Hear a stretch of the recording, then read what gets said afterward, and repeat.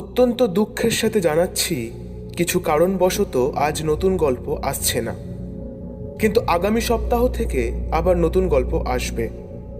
আগামী সপ্তাহে আসছে তান্ত্রিক দুর্গাশঙ্কর পণ্ডিতের অসাধারণ একটি গল্প, যা অতীব গূঢ় ও গভীর তন্ত্রের ধারণা ও প্রকাশ ঘটাবে।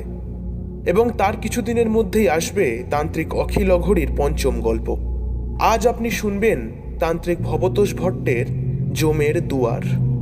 কেমন লাগলো তা কমেন্ট করে জানাতে ভুলবেন না।